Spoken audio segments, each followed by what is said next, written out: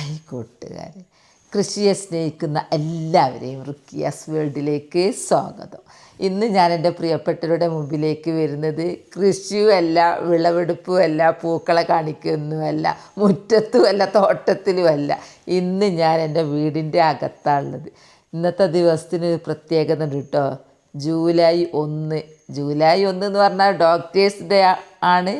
പിന്നെ എൻ്റെ പ്രത്യേകത എന്ന് പറഞ്ഞാൽ ഇന്ന് എൻ്റെ ജന്മദിനം കൂടിയാണ്.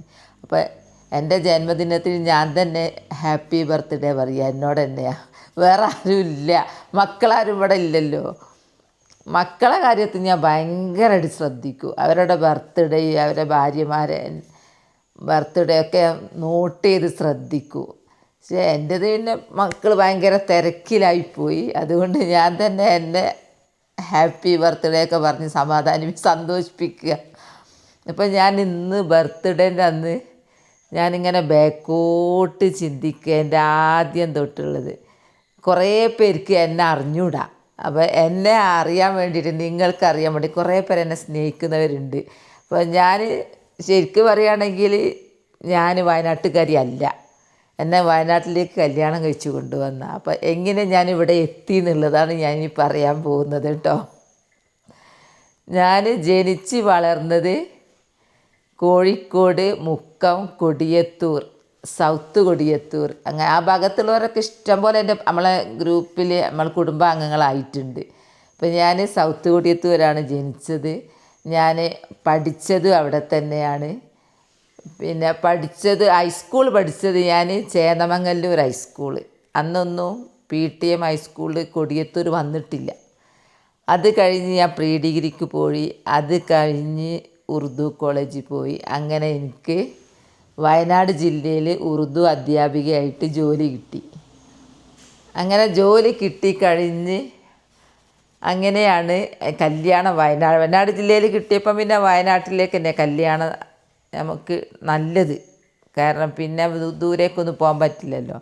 അങ്ങനെ ഞാനിങ്ങനെ വയനാട്ടിൽ ഒരാൾ കല്യാണം കഴിച്ച് ഇങ്ങനെ വയനാട്ടുകാരിയായി. അങ്ങനെയാണ് ഞാൻ വയനാട്ടുകാരിയായത്. എൻ്റെ വീട്ടിലെ കാര്യം പറയുകയാണെങ്കിൽ, എൻ്റെ സ്വന്തം വീട്ടിലെ കാര്യം പറയുകയാണെങ്കിൽ ഞങ്ങൾ 8 പേരാണ്. 8 പേരിൽ 5 ആൺകുട്ടികളും 3 പെൺകുട്ടികളുമാണ്. എല്ലാവരും അധ്യാപകരാണ്. ഞാൻ, എൻ്റെ അനിയത്തി ടീച്ചേഴ്സാണ്. എൻ്റെ ഉപ്പ നല്ലൊരു കർഷകനാണ്. അതാണ് എനിക്ക് കിട്ടിയത്. മക്കൾക്കെല്ലാം അത് കിട്ടിയിട്ടുണ്ട്. കുറച്ച് കൂടുതൽ എനിക്കാന്ന് തോന്നുന്നു കിട്ടിയത്. അതുകൊണ്ട് കൃഷി എനിക്കൊരു ഭ്രാന്താണ്. കൃഷി എന്ന് പറഞ്ഞാൽ ഒരു ഭ്രാന്തായി മാറിയിട്ടുണ്ട്. എത്ര കൃഷി എടുത്താലും എനിക്ക് മടുക്കൂല. ഇരുട്ടായാലും ഇങ്ങോട്ട് കയറുക എന്നല്ലാതെ എനിക്ക് മടുപ്പ്, ക്ഷീണം ഒന്നും ഉണ്ടാവില്ല. ആ കാര്യം നമുക്കിഷ്ടമുള്ള കാര്യമായതുകൊണ്ട്. അങ്ങനെ ഞങ്ങൾ 8 കുട്ടികൾ, ഒരുവിധ ആൾക്കാർക്കൊക്കെ എല്ലാവരും അറിയാം എന്നായിട്ട്. പിന്നെ ഞാൻ വയനാട്ടിലേക്ക് വന്ന്, അങ്ങനെയാണ് വയനാട് ജില്ലക്കാരി ആയിരുന്നു പറഞ്ഞില്ലേ. പിന്നെ കല്യാണം കഴിഞ്ഞോടുകൂടി എനിക്ക് കുറേ മാറ്റങ്ങളാണ്. അൽഹംദുലില്ലാ, എനിക്ക് എന്നെ നോക്കുന്ന, കുടുംബത്തെ സ്നേഹിക്കുന്ന പറ്റിയ ഒരു ഭർത്താവിനെ എനിക്ക് കിട്ടി എന്നുള്ളതാണ്. എൻ്റെ ഹസ്ബൻഡിനെ കിട്ടിയതാണ് എൻ്റെ ഏറ്റവും വലിയ ഭാഗ്യം. ഈ കുടുംബത്തിൽ ഞാൻ എത്തിപ്പെട്ടത്. അങ്ങനെ ഞങ്ങൾക്ക് 2 പൊന്നു മക്കളുണ്ടായി.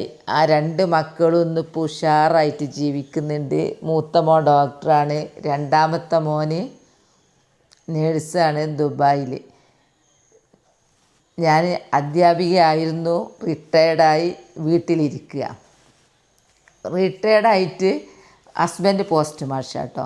റിട്ടയർഡായിട്ട് വീട്ടിലിരുന്ന് ഇങ്ങനെ ഇരുന്ന് വെറുതെ ഇരിക്കുമ്പോൾ എനിക്കൊരു കൗതുകത്തിന് തോന്നി ഞാനൊരു യൂട്യൂബ് ചാനൽ തുടങ്ങട്ടെ. അപ്പോൾ ഞാൻ എൻ്റെ ജീവിതത്തിൽ ബാക്കോട്ട് ഇങ്ങനെ മുന്നോട്ടേക്ക് ചിന്തിക്കുമ്പോൾ എത്ര സ്റ്റെപ്പുകൾ കടന്നുപോയി. ആദ്യം കുട്ടിയായി, LP UP ഹൈസ്കൂള് കോളേജ്, പിന്നെ അധ്യാപികയായി, പിന്നെ പെൻഷനായി, സീനിയർ സിറ്റിസൺ. ഇപ്പം വീട്ടിൽ വെറുതെ ഇരിക്കുന്നു. അങ്ങനെ ഞാൻ യൂട്യൂബ് തുടങ്ങി. വെറുതെ ഇരിക്കുമ്പോൾ ഒരു കൗതുകത്തിന് തുടങ്ങിയതാണ്. അത് തുടങ്ങിയപ്പോൾ എനിക്ക് എത്രയോ പ്രിയപ്പെട്ടവരെ കിട്ടി. എത്രയോ എന്നെ സ്നേഹിക്കുന്നു, ഞാൻ അങ്ങോട്ട് സ്നേഹിക്കുന്നു. ഇവിടെ വയനാട് ജില്ല മാത്രമല്ല, എൻ്റെ എല്ലാ ഭാഗത്തും എനിക്ക് പ്രിയപ്പെട്ടവരെ, എന്നെ സ്നേഹിക്കുന്നവരെ ഞാൻ ഭയങ്കരമായിട്ട് സന്തോഷിക്കുന്നുണ്ട്. പിന്നെ എൻ്റെ ബർത്ത്ഡേ എന്ന് പറഞ്ഞാൽ ഞാൻ ഇത്രയും വർഷമായിട്ട് എൻ്റെ ബർത്ത്ഡേ ആഘോഷിച്ചിട്ടൊന്നുമില്ല കേട്ടോ. ഇത് ഇത്രയും വർഷങ്ങൾ കടന്നു പോയിട്ട് ഒന്നാമത് തിരക്ക്, എൻ്റെ ബർത്ത്ഡേ ഞാൻ ഓർക്കാറുമില്ല. എന്താ തിരക്ക്, എന്തെല്ലാം സ്റ്റെപ്പുകൾ കടന്നു പോയി നമ്മുടെ ജീവിതത്തിലേ. പക്ഷേ ഇതുവരെ ഞാൻ ബാക്കോട്ട് ഇങ്ങനെ ആലോചിച്ചാൽ എനിക്ക് വലിയ പരാജയമൊന്നും വന്നിട്ടില്ല. അതിന് സന്തോഷം തന്നെ ഉണ്ടായിട്ടുള്ളൂ.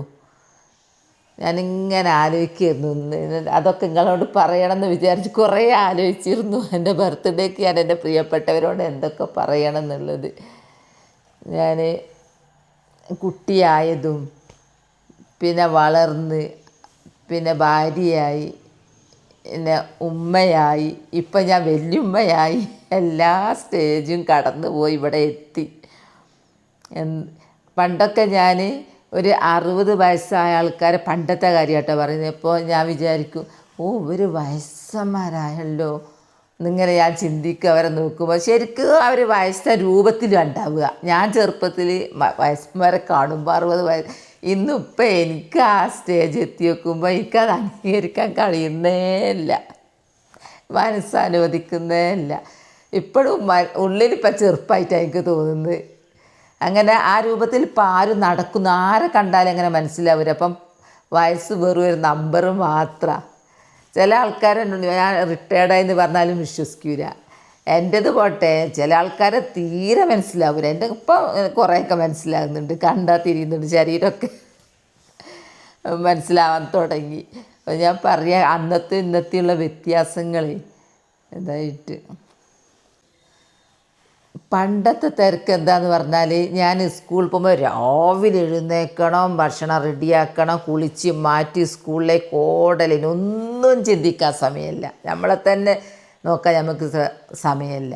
വൈകുന്നേരം അതുപോലെ സ്കൂളും വിട്ട് ഓടി ഇവിടെ വരിക. ഞാൻ ഇടയ്ക്കൊക്കെ പറയാറുണ്ട്, എൻ്റെ മക്കളെ കുളിപ്പിച്ച് മാറ്റി ഡ്രസ്സ് ചെയ്ത് സ്കൂൾ പറഞ്ഞയക്കുന്ന ആ ഒരു രംഗം ഞാൻ കണ്ടിട്ടേ ഇല്ല. എന്താന്ന് പറഞ്ഞാൽ ഞാൻ നേരത്തെ പോവണം. അതൊക്കെ ചെയ്യുന്നത് ഹസ്ബൻഡായിരുന്നു കേട്ടോ. അപ്പോൾ യൂണിഫോം ഇട്ട് ഒരുങ്ങി പോകുന്നത് പോലും ഞാൻ കാണാറില്ല.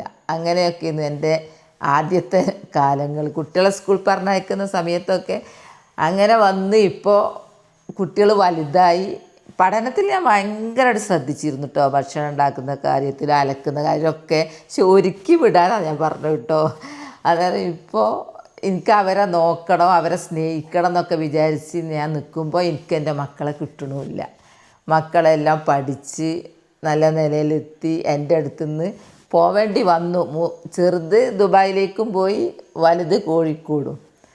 അങ്ങനെ ഞാൻ മാത്രമല്ല, ഇപ്പം ഞാൻ വിചാരിക്കും എനിക്ക് ഇപ്പോൾ എൻ്റെ മക്കളെ കിട്ടിയാൽ എനിക്കൊന്ന് സ്നേഹിക്കായിരുന്നു, നോക്കായിരുന്നു എന്നൊക്കെ വിചാരിച്ച്. തിരക്ക് കഴിഞ്ഞു. അതാണ് നമ്മളെ അവസ്ഥ അല്ലേ. അപ്പോൾ ഞാനിങ്ങനെ ബർത്ത്ഡേക്ക് അങ്ങനെ ഇന്നത്തെ ദിവസം എൻ്റെ ചിന്തകൾ അതൊക്കെ വന്നത്, പഴയതും ഇപ്പോഴുള്ള അവസ്ഥയും. അങ്ങനെ ഞാനിങ്ങനെ ഇതായപ്പോൾ ഇന്ന് എനിക്ക് എന്തെങ്കിലും ഒരു ചെടി നടണം ഇന്നത്തെ ദിവസം എന്ന് വിചാരിച്ച് വെക്കുമ്പോൾ ഇന്ന് ഫുൾ മഴ, പുറത്തിറങ്ങാനും കഴിയുന്നില്ല. ഇന്നത്തേതൊക്കെ ചീറ്റിപ്പോയിട്ടുണ്ട്. ബർത്ത്ഡേൻ്റെ ദിവസം കേക്ക് മുറി അങ്ങനത്തെ ഒന്നും നമുക്കില്ലല്ലോ, അതൊന്നും ഇല്ല. അത് മക്കളതാണെങ്കിൽ ഞാൻ വിട്ടു കൊടുക്കൂല കേട്ടോ. എനിക്ക് അതിൻ്റെ മുമ്പേ ഞാൻ ഓർക്കും, അങ്ങനെ ഞാൻ പറയും. ഞാൻ എൻ്റെ സ്കൂൾ എവിടെയാണെന്ന് ചോദിക്കാറുണ്ട്. എൻ്റെ സ്കൂള് വരദൂർ പനമരം മീനങ്ങാടിൻ്റെ ഇടയിലുള്ള അവിടെയാണ്. അപ്പോൾ എനിക്ക് സ്കൂളിലേക്ക് പോകാൻ സ്കൂൾ ലൈൻ ബസ് കിട്ടണമെങ്കിൽ ഇവിടെ നിന്ന് എൻ്റെ വീട്ടിൽ നിന്ന് എനിക്ക് 1 കിലോമീറ്റർ നടക്കണം. അപ്പോൾ ഒരുവിധ ആൾക്കാരെല്ലാവരും ഓട്ടോ വിളിച്ചാൽ പോക്ക്. പക്ഷെ ഞാൻ ഓട്ടോ വിളിക്കാറില്ല. ഞാൻ രാവിലെ കുളിച്ച് മാറ്റി ഹൈ സ്പീഡിൽ വിടും ബസ്സിൻ്റെ അടുത്തേക്ക്. ബസ്സിൽ കയറി അതിനൊരു സീറ്റില്ല, കൂത്തി തിരക്കിയാണ് ഞങ്ങൾ പോക്ക്. അത് കഴിഞ്ഞ് സ്കൂളിൻ്റെ അടുത്ത് എത്തുന്നതിന് മുമ്പേ 1 കിലോമീറ്റർ പുറത്ത് ബസ് നിൽക്കുള്ളൂ. അവിടെ നിന്ന് ഇറങ്ങി വീണ്ടും 1 കിലോമീറ്റർ ആ സ്കൂളിലേക്ക് നടക്കുകയായിരുന്നു. അതൊക്കെ ഇപ്പം ഇങ്ങനെ ആലോചിക്കുക. ഞാൻ അത്രക്കും ഞാൻ റിസ്ക് എടുത്തിട്ടുണ്ട്. അതിപ്പം ഞാൻ ആലോചിക്കുമ്പോൾ അതൊക്കെ ഒരു എക്സസൈസാണ്. കാരണം രാവിലെ അതൊരു നല്ലൊരു ഹരമായിരുന്നു. രാവിലെ ജോലിക്ക് പോകുക എന്ന് പറഞ്ഞാൽ തന്നെ രാവിലെ എഴുന്നേൽക്കുക, കുളിച്ച് മാറ്റി എല്ലാം കഴിഞ്ഞ് ഫ്രഷായി ഓടുക, ബസ് കയറുക, തിരിച്ചിങ്ങോട്ട് വരിക, രാത്രി കുട്ടികളുടെ കാര്യം ശ്രദ്ധിക്കുക. അങ്ങനെയൊക്കെ ഒരു കാലഘട്ടം കഴിഞ്ഞ് ഇപ്പം ഇങ്ങനെ ഫ്രീ ആയിട്ട് ഇങ്ങനെ നിൽക്കുക. ഞാൻ പറഞ്ഞല്ലോ എൻ്റെ ബർത്ത്ഡേക്ക് ഓരോന്നോരോന്ന് ചിന്തിക്കുന്നത്. അന്നത്തെ ആ ഓട്ടമൊക്കെ ആയിരിക്കുന്നു പിന്നെ ഒരു ആരോഗ്യത്തിൽ നിൽക്കുന്നത്. അൽഹംദുലില്ലാ എനിക്ക് അങ്ങനെ ഷുഗറില്ല. പ്രഷർ ഉണ്ടോയെന്ന് ചോദിച്ചാൽ അങ്ങനെ ഞാൻ ശ്രദ്ധിച്ചില്ല. ചെക്കപ്പൊക്കെ എൻ്റെ ഇടയ്ക്കൊക്കെ ചെയ്തിരുന്നു. മോൻ ഡോക്ടർ ആയതുകൊണ്ട് ഞങ്ങൾ ഫുൾ ബോഡി ചെക്കപ്പിനൊക്കെ പിടിച്ചു കൊണ്ടുപോകും. അങ്ങനെയൊക്കെ ചെയ്തിട്ടുണ്ടായിരുന്നു. പിന്നെ അത് പെൻഷനൊക്കെ ആയിക്കഴിഞ്ഞാൽ ഇങ്ങനെ ഓടിച്ചാടി നടന്ന് പെട്ടെന്നല്ല നമ്മൾ നിൽക്കുന്നത് ഇവിടെ. അങ്ങനെ കുറച്ചൊക്കെ ഇങ്ങനെ റെസ്റ്റ് എടുത്തുകൊണ്ട് നിൽക്കുമ്പോൾ തോന്നി ഞാൻ പിന്നെ ഒരു കൃഷിയിൽ ഉപ്പാൻ്റെത് എനിക്ക് കിട്ടിയിട്ടുണ്ടല്ലോ. അപ്പം കൃഷിയിലോട്ട് താല്പര്യമുള്ള ആളായതുകൊണ്ട് ഞാനിതിൻ്റെ മുമ്പേ ഞാൻ ജോലിക്ക് പോവുകയാണെങ്കിലും ശരി ഞാൻ എന്താക്കുന്നറിയോ, രാത്രി എങ്കിൽ നനച്ചിട്ട് ഞാൻ ഉണ്ടാക്കിയിരുന്നു കൃഷികൾ. എന്നിട്ട് ഈ ഭാഗത്തുള്ളവരൊക്കെ പറയുന്നു, കണ്ടോ ജോലിക്ക് പോയിട്ട് പോലും മുമ്പിലൊക്കെ പച്ചക്കറി ഇങ്ങനെ കാണും. ആൾക്കാർ പറയലുണ്ടായിരുന്നു. കാരണം ഞാൻ രാത്രിയാണെങ്കിലും ഒരു നനച്ചിട്ടുണ്ടാക്കും. അങ്ങനെ ഇത് കഴിഞ്ഞല്ലോ, പോക്ക് നിന്നല്ലോ. റിട്ടയർഡായ വീട്ടിലായപ്പോൾ ഞാൻ വിചാരിച്ചു ഞാനിങ്ങനെ യൂട്യൂബിലൊക്കെ ഇങ്ങനെ ഓരോ നോക്കൂ. അത് നോക്കുമ്പോൾ ഓരോരുത്തരിങ്ങനെ വിളവെടുപ്പ് ഇങ്ങനെ കാണിക്കുന്നു, പൂക്കളെ കാണിക്കുന്നു. അപ്പം ഞാൻ വിചാരിക്കും ഇത്രയും ഇന്ത്യയിലും ഉണ്ടല്ലോ ഇത്രയും ഉഷാറുള്ളതൊക്കെ, ഞാനൊന്ന് വീഡിയോ ഒക്കെ വിട്ടാലെന്താ. ഒരു കൗതുകത്തിന് ഞാനങ്ങ് തുടങ്ങി. അങ്ങനെ തുടങ്ങിയിട്ട് ഇപ്പോൾ ആകെ 1.5 വർഷമൊക്കെ ആയിട്ടേ ഉള്ളൂ. തുടങ്ങി ആദ്യത്തെ മാസമൊന്നും അത്രയും നാളില്ല. പിന്നീട് എനിക്ക് ഇഷ്ടം പോലെ ആൾക്കാരെ കിട്ടി. നമ്മളെ കുടുംബം യൂട്യൂബ് കുടുംബം അങ്ങ് വികസിച്ചിട്ട് ഇപ്പം അതിന് 1.5 ലക്ഷം ആവാനായി. പക്ഷെ എല്ലാവരും കൃഷിയെ പ്രേമിക്കുന്നത് കൊണ്ട് സ്നേഹിക്കുന്നത് കൊണ്ട് പെട്ടെന്ന് ഞാനിങ്ങനെ കയറിപ്പോയത്. ഞാൻ അന്വേഷിച്ച് നോക്കുമ്പോൾ എനിക്ക് എന്തോ ഒരു ഭാഗ്യം കൊണ്ട് പെട്ടെന്നായി എന്നെല്ലാവരും പറയുന്നു. എനിക്ക് അത്ര അതിനെക്കുറിച്ച് വിവരമില്ല. അതെന്താണെന്ന് പറഞ്ഞാൽ കൃഷിയായിട്ടാണ്. കൃഷി എന്ന് പറഞ്ഞാൽ ഒരു ഇബാദത്തും ഒരു സംസ്കാരവുമാണ്. വിഷരഹിത പച്ചക്കറി നമ്മൾ അടുക്കള നിറയെ നമുക്ക് കിട്ടും. കുടുംബം തന്നെ സുഖമായിട്ട് മുന്നോട്ട് പോവാമല്ലോ. അപ്പോൾ ഞാൻ എന്ത് നേടിയെന്ന് ഞാനിങ്ങനെ ഈ പ്രായമായിട്ട് നമുക്കൊക്കെ ബർത്ത്ഡേക്കാണ് ആലോചിക്കുന്നത്. ഈ പ്രായമായപ്പോൾ ഞാനിപ്പോൾ എന്തൊക്കെ നേടിയെന്ന് ഇങ്ങനെ ഞാൻ ആലോചിക്കുമ്പോൾ ബാക്കോട് നോക്കുമ്പോൾ അൽഹംദുലില്ലാ കുഴപ്പമൊന്നുമില്ല. 2 മക്കൾ പഠിപ്പിച്ചു, ആളാക്കി, ജോലിയിലായി. അത്യാവശ്യം കുഴപ്പമില്ലാത്ത വലിയ മണിമാളികയൊന്നും അല്ല എങ്കിലും ഒരു ആവശ്യത്തിന് ഒതുങ്ങുന്ന നാടോടുമ്പോൾ നടുവേ ഓടാൻ കഴിയുന്ന ആ രീതിയിൽ ഒക്കെ ഒരു വീടൊക്കെ ആയി, കാറായി, ജീവിക്കാൻ അത്യാവശ്യം മാർഗമൊക്കെ ആയി. ഞാനിങ്ങനെ ചിന്തിക്കുക. അപ്പോൾ യൂട്യൂബിലേക്ക് ഇറങ്ങുന്നത് ഞാൻ പറഞ്ഞു ഓർക്കേ ചെയ്തിട്ടില്ല. അങ്ങനെ ഒരു സംഭവമേ ഓർത്തിയില്ല. യൂട്യൂബിൽ ഇറങ്ങിയാരെയാണ് എനിക്കിഷ്ടം പോലെ ആൾക്കാരെ കിട്ടിയത്. കുറേ എന്നോട് എല്ലാവരും ഫോൺ നമ്പർ ഇങ്ങനെ ആവശ്യപ്പെടും. ഞാനങ്ങനെ ഫോൺ നമ്പർ പരസ്യമായിട്ട് ഇട്ടിട്ടില്ല. അങ്ങനെ ഓരോരുത്തർ 5-ാം വരി എന്നൊക്കെ പറയുമ്പോൾ വന്ന് ഇവിടുന്ന് അയൽവാസികളോടൊക്കെ നമ്പർ വാങ്ങി, എന്നെ കാണുമ്പോൾ എന്നോട് വാങ്ങി. അങ്ങനെ ഇഷ്ടം പോലെ കൂട്ടുകാർ എന്നെ സ്നേഹിക്കുന്ന, ഞാൻ തിരിച്ച് സ്നേഹിക്കുന്ന ആൾക്കാർ കുറേ കിട്ടി. അതൊക്കെ ഞാൻ ഇന്നത്തെ ദിവസം ഇങ്ങനെ ഓർക്കുക. അതൊന്നും ഒരിക്കലും ഞാൻ പ്രതീക്ഷിച്ചതല്ല. എനിക്ക് ഇത്രയും പ്രിയപ്പെട്ടവരെ എനിക്ക് കിട്ടുന്നത്.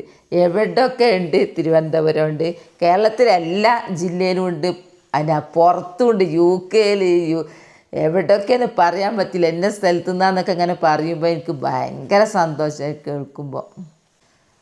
ഞാനിപ്പം കുറേ നേട്ടങ്ങൾ പറഞ്ഞല്ലോ. എൻ്റെ ഇത്രയും കാലഘട്ടത്തിൻ്റെ ഇടയിലുള്ള നേട്ടങ്ങൾ നമ്മൾക്ക് ഇന്നത്തെ ദിവസമൊക്കെ ചിന്തിക്കുമല്ലോ. എന്നാൽ ഈ വീടൊക്കെ എന്ന് പറഞ്ഞാൽ 10-20 വർഷമായിട്ടോ 25 വർഷമായിട്ടായി ഈ വീടൊക്കെ ഉണ്ടാക്കിയിട്ട്. പിന്നെ ഞാനിവിടെ ഈ വീട് എടുക്കുമ്പോൾ ഞങ്ങൾ തറവാട്ട് വീട്ടിൽ നിന്ന് ഇങ്ങോട്ടേക്ക് മാറിയതാണ്. കാരണം ഒരു പോക്കറ്റ് റോഡിൻ്റെ സൈഡിലാണ് തറവാട് ഞങ്ങളെ വീട് തന്നെയാണ്. അപ്പോൾ ഞങ്ങൾക്ക് മെയിൻ റോഡിലേക്ക് ഇങ്ങ് വരണമെന്നൊരാഗ്രഹം. അങ്ങനെ ഞങ്ങൾ സ്ഥലം എടുത്ത് വീടുണ്ടാക്കി. ഒക്കെ ഈ ജോലിക്ക് പോകുന്ന ഇടയിലുണ്ടായ സംഭവങ്ങളാണ്. ഞങ്ങൾ കഠിനാധ്വാനം എന്ന് പറഞ്ഞാൽ രാവും പകലും പണിയെടുക്കുന്നവരാണ്. രാവ് എന്ന് പറഞ്ഞാൽ ജോലിക്ക് പോകുന്ന പെണ്ണിൻ്റെ ഒരു പണി ആലോചിച്ചാൽ അത് ജോലിക്ക് പോയവർക്കേ അത് മനസ്സിലാവുള്ളൂ. പകൽ സ്കൂളിൽ, രാത്രി വീട്ടിൽ പണിയെടുക്കുക, അതായിരുന്നല്ലോ. അങ്ങനെയല്ല മുന്നോട്ട് പോയത്. അന്നൊരു പണിക്കാരെ പോലും കിട്ടൂല. കാരണം ഞാനിവിടെ പൂട്ടിപ്പോവുകയല്ലേ, വീട് പൂട്ടിപ്പോവുകയാണല്ലോ. അങ്ങനെ ഞങ്ങൾ അധ്വാനിച്ചുണ്ടാക്കിയത് ഒരു വീടായി, റോഡ് സൈഡിന് വീടായി, കാറായി. ഞങ്ങളിവിടെ താമസിക്കുമ്പോൾ ഈ പ്രദേശത്ത് അധികം വീടൊന്നുമില്ല. മുൻഭാഗം ഒരു കാട് പോലെ. എനിക്കിവിടെ നിൽക്കാൻ പേടിയായിരുന്നു. പിന്നെ ഒരു ടൈലിട്ടൊക്കെ ഒരു വീടായിട്ട് ഈ ഭാഗത്തിട്ടോ ഇവിടെ ഉണ്ടായിരുന്നു. ഇപ്പം അതൊക്കെ മാറി, വർഷങ്ങൾ മാറി. ഇപ്പം ഞങ്ങളതൊക്കെ ചെറിയ വീടാണ്. ഇപ്പം ചുറ്റും വീടും അടിപൊളി എന്ന് പറഞ്ഞാൽ ഓരോന്നോരോന്ന് നല്ല അടിപൊളി വീടായി, സൗകര്യങ്ങളായി. കാറ് പിന്നെ കുറച്ചും കൂടെ കഴിഞ്ഞിട്ടാണ് കാർ എടുത്തത്. ഞാൻ പ്രസവിച്ചിട്ട് ഞാൻ ഇങ്ങോട്ട് വന്നത്, എൻ്റെ മോനെ പ്രസവിച്ചിട്ട് ഞാൻ ഇങ്ങോട്ട് വന്നത് ബസ്സിനാണ്. ഞാനിപ്പം ഇങ്ങനെ ആലോചിക്കും, ഇന്നിപ്പോൾ എൻ്റെ മുമ്പിൽ ഞങ്ങളെ മുറ്റത്ത് മോന് കാറായി, ഞങ്ങൾക്ക് കാറായി. അന്നോ ഞാൻ പ്രസവിച്ച് വന്ന ബസ്സിനാണെന്ന് ഞാൻ എപ്പോൾ എൻ്റെ മക്കളോട് പറയും. പിന്നെ നിങ്ങളോട് പറയാനുള്ളത്, പ്രായമൊന്നും ഒന്നിനും ഒരു തടസ്സമല്ല കേട്ടോ. ഈ പ്രായത്തിൽ ഞാൻ യൂട്യൂബ് തുടങ്ങിയിട്ട് വിജയിച്ച് കണ്ടോ എനിക്ക് കിട്ടിയത് പ്ലേ ബട്ടൺ. എത്ര പെട്ടെന്ന് കിട്ടിയെന്നറിയോ? ഇതിപ്പോൾ ഒരു കൊല്ലമായപ്പം തന്നെ കിട്ടിയിട്ടുണ്ട്. ഇത് എത്രയോ കൊല്ലങ്ങളായിട്ട് കിട്ടാത്ത കുറേ ആൾക്കാരെ ഞാൻ കണ്ടിട്ടുണ്ട്. എന്തോ ഭാഗ്യത്തിന് ഞാൻ പറഞ്ഞല്ലോ, നമ്മൾ ശ്രമിച്ചാൽ നമ്മൾ വിജയിക്കുക തന്നെ ചെയ്യും, പരിശ്രമിച്ചാൽ. പിന്നെ ഇതാ വേറെ ഒന്ന് എനിക്ക് കിട്ടിയത്, സ്വന്തം ശ്രമഫലമായിട്ട് വിജയിച്ചാന്ന് ഇതിലെഴുതിയത് ശരിക്കും അക്ഷരാർത്ഥത്തിൽ അത് ശരിയാണ്. ഞാൻ അധ്വാനിച്ചിട്ട് തന്നെയാണ്. കാരണം ദിവസം ഞാൻ കൃഷി എടുക്കും, ദിവസം കൃഷിയുടെ എങ്ങനെയാണ് രീതികൾ എന്നുള്ള വിളവെടുപ്പും എല്ലാം ഞാൻ ലൈവായിട്ട് കാണിക്കും. അങ്ങനെയാണ് എനിക്ക് കൂടുതൽ ആൾക്കാരെ എന്നിലേക്ക് വന്നത്, നമ്മളെ കുടുംബത്തിലേക്ക്. അതിന് എനിക്കൊരു അവാർഡ് തന്ന ജമാഅത്തെ ഇസ്ലാമിൻ്റെ വനിതാ വിഭാഗത്തിലെ ആൾക്കാർ വീട്ടിൽ കൊണ്ടുവന്ന് തന്ന. അങ്ങനെ എനിക്ക് കുറേ സമ്മാനങ്ങൾ കിട്ടിയിട്ടുണ്ട് കേട്ടോ. പിന്നെ മഞ്ചേരി എന്നൊരു കൂട്ടർ വന്നിട്ട് എനിക്കിങ്ങനെ ഒരു കിറ്റ്, നിസ്കാര കുപ്പായോ അങ്ങനെയൊക്കെയുള്ള ഒന്ന്, അങ്ങനെ കുറേ പേര് എടുത്ത് പറയാൻ കുറേ പേർക്കാരുണ്ട്. മറന്നുപോയി കുറേ ആൾക്കാരായിട്ട്, ആരും വിഷമിക്കരുത്. അങ്ങനെ എനിക്ക് കിട്ടിയിട്ടുണ്ട്. അതെല്ലാം കിട്ടിയത് നമ്മുടെ പരിശ്രമം കൊണ്ട് മാത്രമാണ്. അപ്പോൾ നമ്മൾ കുറേ പ്രായമായി, ഇനി നമുക്കൊന്നും ചെയ്യാൻ പറ്റില്ല, നമ്മൾ മൂലയിൽ ഇരിക്കേണ്ടവരാണെന്നൊന്നും ആരും ചിന്തിക്കേണ്ട. ഒന്നും തടസ്സമല്ല. അപ്പോൾ ഈ പ്രായമായാലും ശരി, നമുക്ക് വിചാരിച്ചാൽ എന്തും നമുക്ക് നേടിയെടുക്കാൻ കഴിയുന്നുള്ള തെളിവാണ്. ഒന്ന് ഞാൻ തന്നെയാണ് അതിന് മാതൃക. ഞാൻ സ്കൂൾ പോയിട്ട് കഴിഞ്ഞ് ഇവിടെ വന്ന് ഇരിക്കുക എന്നല്ലല്ലോ എനിക്ക് തോന്നിയത്. വീണ്ടും രംഗത്തേക്ക് ഇറങ്ങിയതാണ്. അതിൻ്റെ ശ്രമഫലമായിട്ടാണ് എനിക്ക് പെട്ടെന്ന് കിട്ടിയത്. അങ്ങനെ കുറേ സമ്മാനങ്ങളുണ്ട്. അത് നിങ്ങൾക്കൊരു പ്രചോദനമായിക്കോട്ടെ എന്ന് വിചാരിച്ചിട്ട് കാണിച്ചു തരുന്നതാട്ടോ. ഇതൊക്കെ വെറുതെ ഇരിക്കുന്നവർക്ക് ഇതൊക്കെ ഒരു പ്രചോദനം തന്നെ. അത് മനം മാറിക്കോളൂ, നിങ്ങൾക്കും എന്തെങ്കിലുമൊക്കെ ചെയ്യാൻ പറ്റുമല്ലോ. പിന്നെ ഞാനൊരു കാര്യം പറയുന്നത് എന്താ അറിയോ, ഞാനൊരു വീഡിയോ ഇട്ട് കഴിഞ്ഞാൽ ആ വീഡിയോൻ്റെ താഴെ പറയൂ എനിക്ക് തൈ തരുമോ, പാർസൽ അയക്കുമോ, ഞാൻ പൈസ തരാം. അങ്ങനെ കുറേ പേര് പറയുന്നുണ്ട് കേട്ടോ. അപ്പോൾ എനിക്ക് അവരോട് സ്നേഹത്തോടെ പറയാനുള്ളത്, എനിക്ക് ഒരാൾക്കായിട്ട് പാർസൽ അയക്കാൻ കഴിയില്ല. കാരണം എല്ലാവരും പാർസൽ ചോദിക്കുന്നവരാണുള്ളത്. ഇവിടെ വന്നാൽ ഞാൻ ആവശ്യപ്പെടുന്ന മുഴുവനും ഞാൻ തരാൻ തയ്യാറാണ്. അല്ലാതെ അതൊക്കെ ചോദിക്കുമ്പോൾ സങ്കടമാവും, എന്താണ് ഇപ്പോൾ ഇവരോട് മറുപടി കൊടുക്കുന്നതെന്ന്. എനിക്ക് സങ്കടം അതൊക്കെ കേൾക്കുമ്പോൾ. എൻ്റെ അടുത്ത് ചോദിക്കുന്നതൊക്കെ ഉണ്ട്, സംഭവം എൻ്റെ അടുത്തുണ്ട്. പക്ഷെ പാർസൽ നിങ്ങൾ എന്നോട് ആവശ്യപ്പെടരുത് കേട്ടോ. പിന്നെ എന്നോട് പറയും നമ്പർ തരുമോ, നിങ്ങളോടൊന്ന് സംസാരിക്കാനാണെന്ന്. ഞാൻ അങ്ങനെ പരസ്യമായിട്ട് എൻ്റെ നമ്പർ ഞാൻ ഇട്ടിട്ടില്ല. അതുകൊണ്ട് അതും എനിക്ക് തരാൻ പ്രയാസമുണ്ട്. പിന്നെ എന്നോട് അഡ്രസ്സൊക്കെ ചോദിക്കൂ. ഞാനിപ്പം താമസിക്കുന്നത് വയനാട് ജില്ലയിൽ മാനന്തവാടി ഭാഗത്ത് 5 മൈൽ ഇറങ്ങിയിട്ട് എന്നെ ചോദിച്ചാൽ ആരാലും പറഞ്ഞു തരും. കുറച്ചിങ്ങോട്ട് നടന്നാൽ മതി, 1 കിലോമീറ്റർ നേരെ ഇങ്ങ് നടന്നാൽ മതി. അപ്പോൾ എൻ്റെ വീട് കാണും. എൻ്റെ വീഡിയോ സ്ഥിരമായിട്ട് കാണുന്നവരാണെങ്കിൽ നടന്ന് വരുമ്പം തന്നെ വീട് കണ്ടിരിക്കും, ഗേറ്റും വീടും കണ്ടാൽ നിങ്ങൾക്ക് മനസ്സിലാവും. അപ്പോൾ ഞാനത് പ്രത്യേകം പറയുന്നത് എന്താണെന്ന് പറഞ്ഞാൽ എനിക്ക് അങ്ങനെ കമൻറ്റിൽ എഴുതാൻ കഴിയില്ല കേട്ടോ. പിന്നെ ഇന്നലത്തെ കമൻറ്റ് കണ്ട്, നിങ്ങൾ എന്തിനാണ് ഇങ്ങനെ സോക്സ് ഇങ്ങനെ ഇടുന്നത്, നിങ്ങൾക്ക് ഫുൾ കൈ അങ്ങ് ആക്കിയാൽ പോരെ നിങ്ങളെ ഡ്രസ്സിന് ഞാൻ കണ്ടു കേട്ടോ. അപ്പോൾ അവരോട് എനിക്ക് പറയാനുള്ളത്, ഞാൻ വീട് പണി എടുക്കുമ്പോൾ എനിക്കിങ്ങനെ ഫുൾ കൈ എടുത്ത് നിൽക്കാൻ കഴിയില്ല. പിന്നെ എൻ്റെ കൈ എന്ന് പറഞ്ഞാൽ സാധാരണ എല്ലാവരുടെ കൈ പോലെ അല്ല തോന്നുന്നു. ഇവിടെ ഒരു ഒരു തടിയ, എനിക്കിങ്ങനെ മടക്കാൻ കഴിയില്ല. അതുകൊണ്ട് ഞാൻ ഇത്രേ കൈ ആക്കുന്നുള്ളൂ. അത് തന്നെ കുറച്ച് അധികമായിപ്പോയി ഇവിടെ പൊട്ടിക്കലാണ്. എന്നാലേ എനിക്കിങ്ങനെ മടക്കാൻ കഴിയുന്നുള്ളൂ. അതാട്ടോ അതിൻ്റെ മറുപടി. അതുകൊണ്ടാണ് ഞാൻ നിങ്ങളെ മുമ്പിലേക്ക് വരുമ്പോൾ ഇതിടുന്നത്. ഇനി സോക്സ് എന്നാണോ പറയുക, അതിലങ്ങനെ കമൻറ്റ് കണ്ടത്. അപ്പോൾ എൻ്റെ ജന്മദിനത്തിൽ ഞാൻ എന്തൊക്കെയോ നിങ്ങളോട് സംസാരിച്ചു. ഇന്ന് കൃഷിയൊന്നും അല്ലല്ലോ. അപ്പോൾ എന്താ പറഞ്ഞത് എനിക്കിപ്പോൾ ഓർമ്മയില്ല. അപ്പോൾ ഇത്രയേ ഉള്ളൂ എൻ്റെ വീഡിയോ. നാളെ നല്ലൊരു വീഡിയോ ആയിട്ട് വരാം. എൻ്റെ വീഡിയോ ഇഷ്ടപ്പെട്ടാൽ ലൈക്കും സബ് തന്നെ സപ്പോർട്ട് ചെയ്യണേ. ബൈ ബൈ എല്ലാവരോടും. അസ്സലാമു അലൈക്കും.